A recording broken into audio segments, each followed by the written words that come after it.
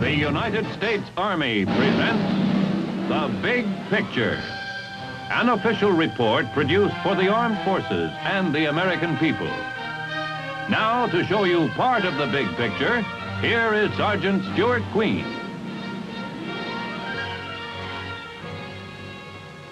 In previous Big Picture programs, we have brought you pictorial biographies of our military leaders, whose lives and careers have played an important part in the fabric of our nation's history. Today, the Big Picture brings you another story in which the Army and the nation take particular pride. The story of Eisenhower, the soldier, as narrated by Raymond Massey. The time is June 1945. The occasion, the return to his homeland of a war hero whose stature has seldom been matched in the esteem of his countrymen. The European phase of the greatest war America ever fought is over, and part of the warmth with which the people of Abilene, Kansas greet General Dwight D. Eisenhower reflects the deep joy of a nation approaching peace again. Some of it is the kind of welcome any hometown might give a favorite son who has done a good job. But more than anything else, it is a tribute. A gratitude felt in every corner of the Allied world, no less than in Abilene, towards the man who stewarded the crusade to its victory. It was a crusade with many battles and many triumphs, but it found its symbol in one day above all others. D-Day, June the 6th, 1944. The invasion of Fortress Europe was one of the greatest military adventures of all time. Upon the outcome of this bold adventure hung the fate of war and freedom.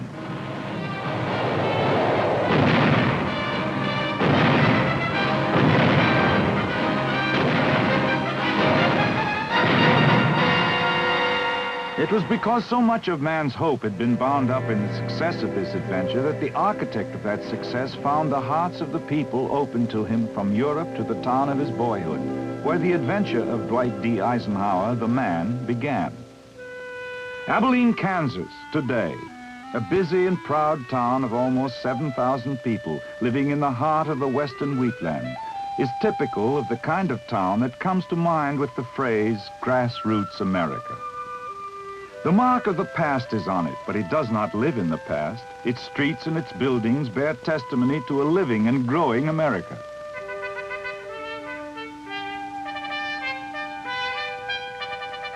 One of its newest and proudest buildings is the Eisenhower Museum, which carries forth the spirit and the history of the Eisenhower family of Abilene. It is visited daily by citizens from all parts of the country, ranging from dignitary to schoolboy. Inside the museum, the life of Dwight Eisenhower, boy and man, is depicted in a series of murals. From infancy, that life had the flavor of grassroots America about it.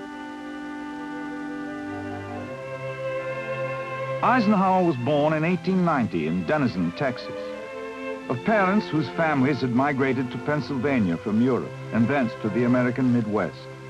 Young Eisenhower's parents had lived in Abilene before his birth, and it was to Abilene, once the wild town at the end of the Chisholm Trail, now a peaceful village of the plains, that they returned when he was an infant.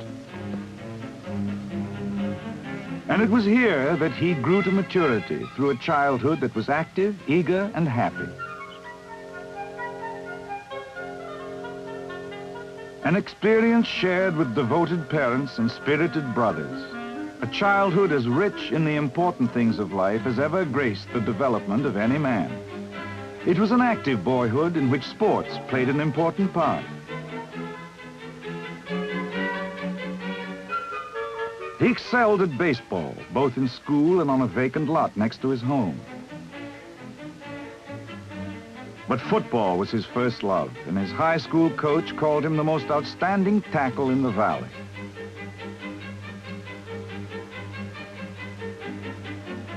The active life was important, but the greatest single staple of the Eisenhower family life was religious observance. The family home in Abilene shows the influence of that serious religious conviction. The Bible was the guide of family life, and its chronicler as well. On the wall of the bedroom shared by Dwight and his brother Edgar still hangs this simple testament of faith: "Thy will be done." It was a home of patriotism as well as faith, and of respect for things of the mind. Work, constant and hard work, was also a staple of the family routine. The creamery where young Eisenhower worked during his spare time while he was in school is still one of Abilene's light industries. In this way, and by these standards, young Dwight Eisenhower grew to a manhood the world would one day know well. He was 20 when he left Abilene for the military academy at West Point. Many a great American has begun his march into history as a cadet on the plane at West Point.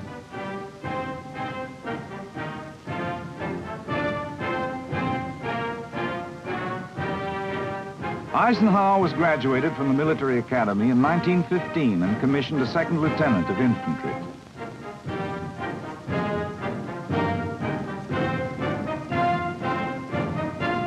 A new phase of life was beginning. In the summer of 1916, as a newly promoted first lieutenant stationed at Fort Sam Houston, Texas, he married Mamie Geneva Dowd of Denver.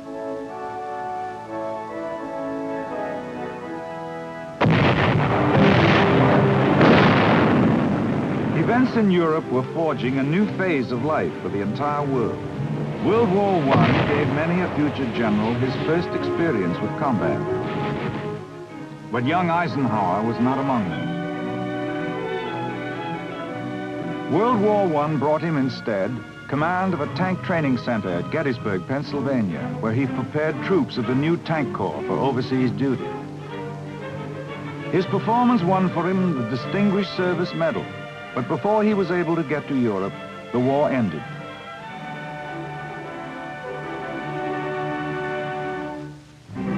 In the late 1920s, after graduation from the Command and General Staff School, Major Dwight D. Eisenhower was assigned to France to prepare a guidebook on American battlefields in Europe.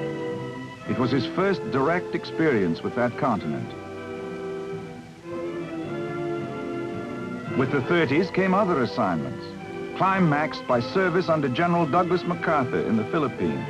For 4 years, he worked with MacArthur, who was Commander-in-Chief of the Philippine Army, to help the Commonwealth government work out a plan for its military defense.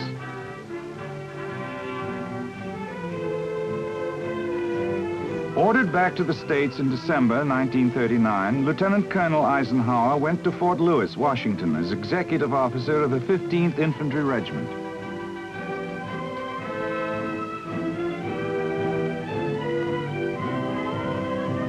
In the dark spring of 1940, German armored divisions were crashing through Holland and Belgium.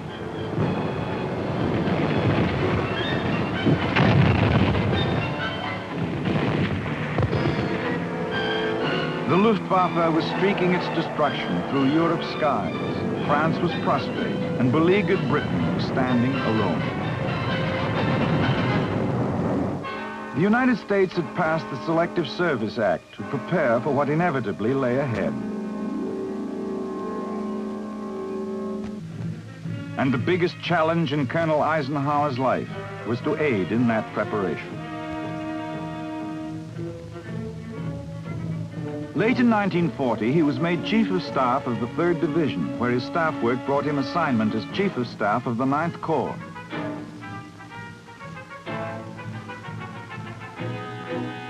In the summer of 1941, Colonel Eisenhower became Chief of Staff to General Walter Kruger, whose newly organized 3rd Army was preparing to participate in the most realistic war maneuvers yet held by American troops.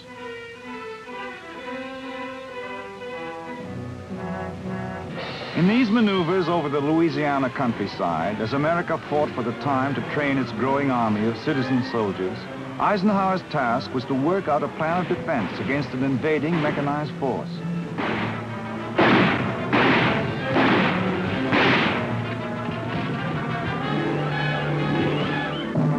Soon after the maneuvers were over, Eisenhower was promoted to brigadier general, and within a matter of days came the bombing of Pearl Harbor.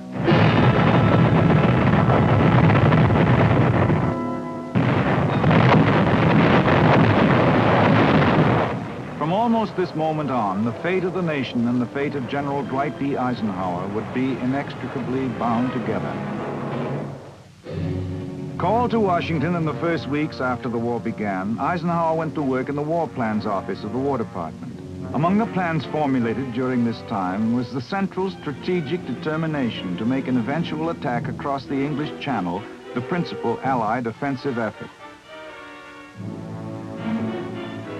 A mural covering the west wall of the Eisenhower Museum dramatizes the high spots of the next great sequence in the adventure involving the nation and the man, whose ability to rise to grave responsibilities brought him rapid promotions. Because an all-out Channel invasion would be impossible before 1944, and because the need for offensive action was immediate in 1942, the Allies undertook, as a combined operation, under the command of General Dwight D. Eisenhower, the invasion of North Africa. The minimum objective of this maneuver was to seize the main ports between Casablanca and Algiers.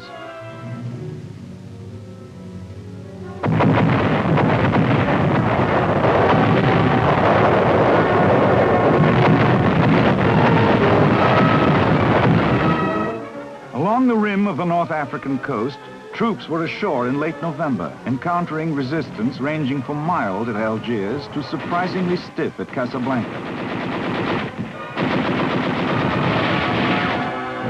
The commander's hope was to push quickly east along the Mediterranean and take the important posts of Bizerte and Tunis.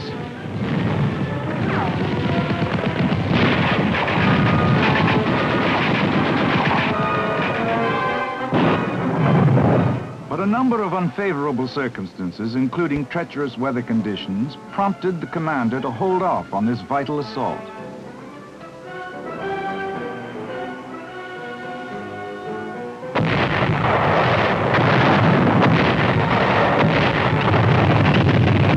In the spring, however, troops of Omar Bradley's 2nd Corps were able to take Bizerte, and at the same time, Tunis fell to the British First Army.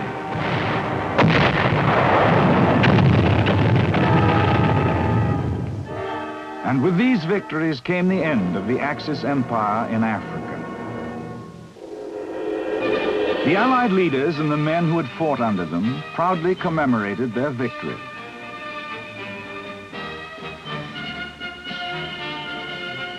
One of the greatest products of this victory, in the words of the commander himself, was the progress achieved in the welding of Allied unity and the establishment of a combat team that was already showing the effects of a growing confidence and trust among all its members.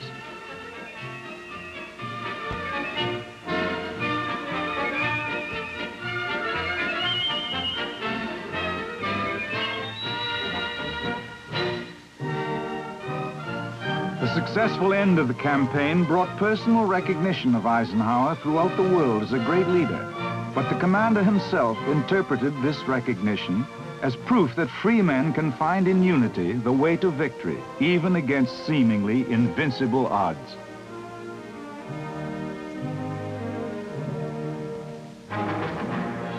The next big campaign, the invasion of Sicily, brought further demonstration of this basic truth. Allied troops took this vital rock in the summer of 1943. The effect of Sicily's fall was electric. Italy surrendered, the first of the Axis partners to capitulate.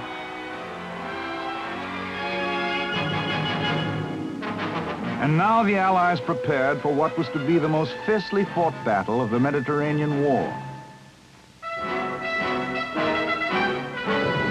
The invasion of Italy itself at Salerno.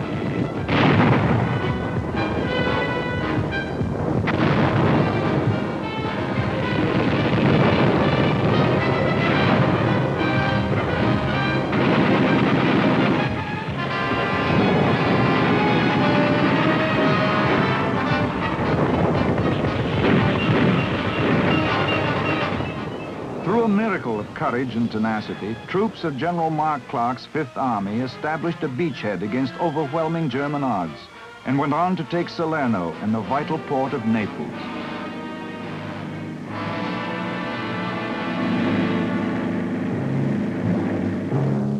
With these victories, although heavy fighting and important battles lay ahead, the first major objectives of the Italian campaign were accomplished. Allied forces were on European soil and would be able to pin down German troops far from the scene of the cross-channel invasion planned for the following year. President Roosevelt visited the combat area with General Eisenhower when he came over for the Cairo and Tehran conferences, where agreement was once again established that the principal Allied effort would be the invasion of Europe.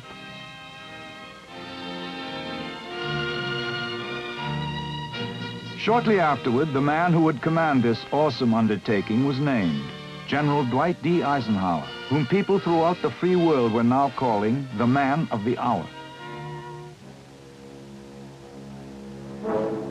On the opposite wall of the museum, another mural depicts some of the major episodes in the Great Crusade which liberated Europe.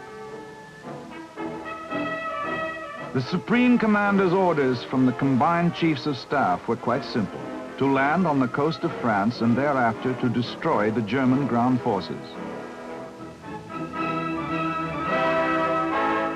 Between the order and its execution lay an agony of effort. Across the Channel, the heavy fortifications lining the coast of France bespoke the Nazis' belief that they could push the invading armies back into the sea.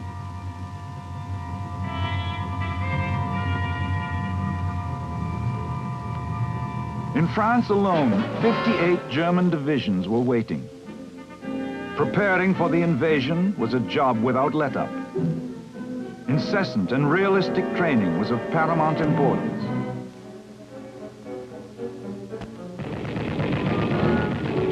The challenges of morale, the myriad details of coordination on every level, all these were overwhelming. But through those tense months in the early part of 1944, the preparations continued. And finally, after being postponed one day because of weather conditions, the eve of the day of decision was at hand.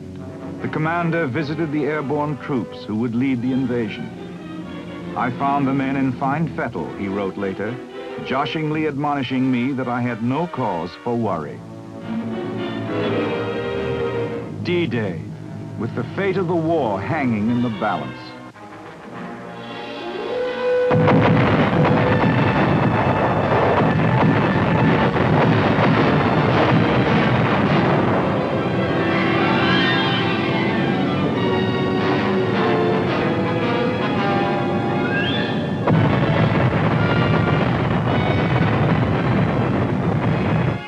Half a million troops, backed by millions more, faced outward across the stormy sea.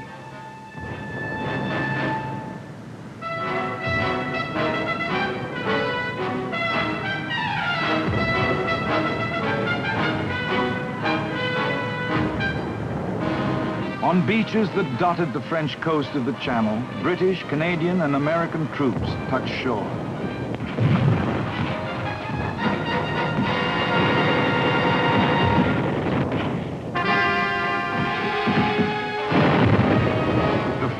Fateful moment passed, and Allied troops were holding on French soil.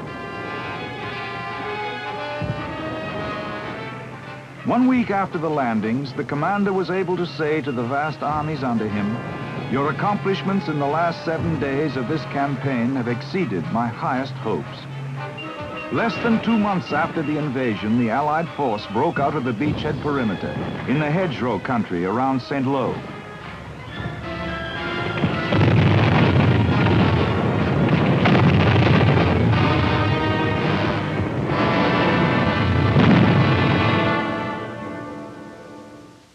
Exploitation of the breakout was the next step.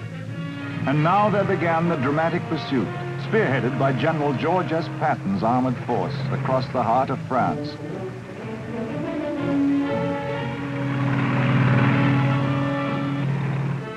And then the grand triumphant march, through Paris, which was freed by French troops and soldiers of the U.S. Fifth Corps.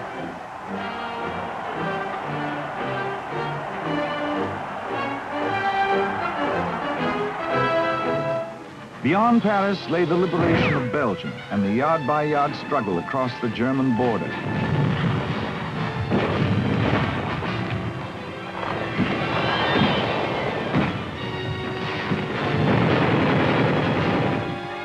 Blocking the steady pursuit of victory lay the Nazi counteroffensive in the Ardennes sector, known as the Battle of the Bulge. Through a grim and bleak period of several weeks, the enemy, supported by the most devastating of weather conditions, isolated and assaulted Allied forces.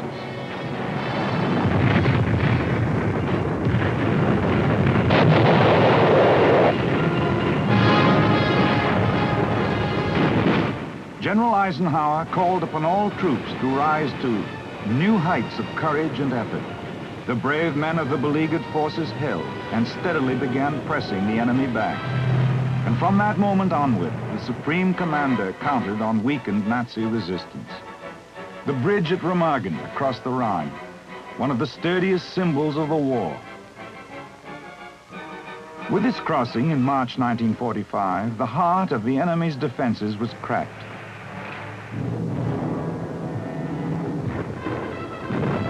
There remained the substantial task of mopping up what was left of the enemy west of the Rhine.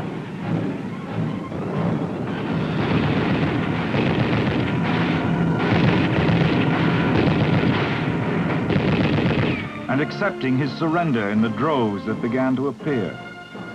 The great cities of the enemy's fatherland were rubble as Allied troops moved through them in the last stages of the enemy's defeat.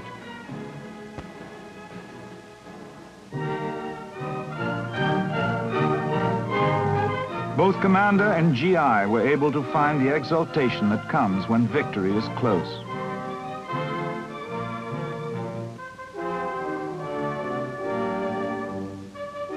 Victory came finally with the German surrender in a schoolhouse at Reims on May the 7th, 1945. The return to peace was signaled by the Supreme Commander. I have the proud privilege of speaking for a victorious army of almost 5 million fighting men. They, and the women who have so ably assisted them, constitute the Allied expeditionary forces that have liberated Western Europe. They have captured or destroyed enemy armies totaling more than their own strength. Merely to name my principal subordinates in the Canadian, French, American, and British forces is to present a picture of the utmost in efficiency, skill, loyalty, and devotion to duty. The United Nations will gratefully remember Tedder, Montgomery, Spaatz, Bradley, Delatte, Creer, and many others. But all these agree with me in the selection of the truly heroic figure of this war. He is G.I. Joe and his counterpart in the air, the Navy, and the merchant marine of every one of the United Nations. He has braved the dangers of U-boat infested seas. He has surmounted charges into desperately defended beaches. He has fought his tedious, patient way through the ultimate in fortified zones. He has endured cold, hunger, fatigue. His companion has been danger. Death has dogged his footsteps. He and his platoon commanders have given us an example of loyalty, devotion to duty, and indomitable courage that will live in our hearts as long as we admire those qualities in men. And now the long and happy road home. For Dwight Eisenhower, that road was paved with the cheers of the people of the Allied countries. In his own homeland, a hero's welcome awaited him. America's greeting for a favorite son. Here, the story of Dwight D. Eisenhower might well have ended, on this note of triumphant acclaim for a job so splendidly done. But America had other tasks waiting for its favorite soldier. Eisenhower succeeded General Marshall as the Army's first post-war Chief of Staff. He expressed the belief that one of the greatest pillars of world peace is a strong United States. He visited troops stationed in various parts of the world to show America's growing sense of global responsibility. We must remain, he said, the first champions of those who seek to lead their own lives in peace with their neighbors. Finally, on February the 7th, 1948, the general from Abilene, after 36 years of service to his country, left active military assignment.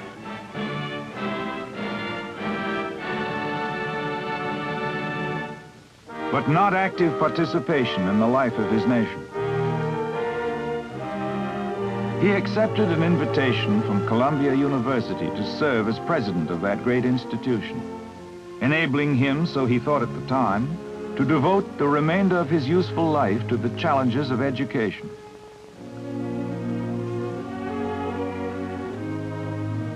But events of the post-war world dictated otherwise. The urgent necessity for unity in the free world brought into being the North Atlantic Treaty Organization. And it was evident that only one man could make that vital and complicated organization work from the outset, Dwight D. Eisenhower. At the end of 1950, he answered his country's call once more. And once more, he was on European soil to assume supreme command of the land, the sea, and the air forces of a grand defensive alliance. Against the new threat rising from the Soviets, who had once been his nation's ally, he had to create in the war-weary European soul the will to defend itself, so that freedom so dearly bought would not be lost. For more than a year, he labored diligently at his task of coalition. When he turned over the reins of command to General Matthew Ridgway, the structure of military unity among free nations, on which rested the hope for continued peace, was established. Once again, with the accomplishment of substantial victory behind him, this might well have been the end of his public career, and in a sense it was. The closing chapter in the story of Eisenhower the soldier.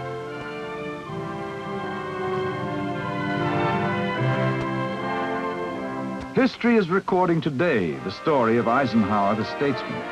The stories may be separate, but soldier and statesman, they are the same man, Dwight D. Eisenhower, citizen of the United States, spokesman for and symbol of the free world. And son of Abilene. As rich a study as this nation has produced of the capacity for greatness which lies at its grassroots.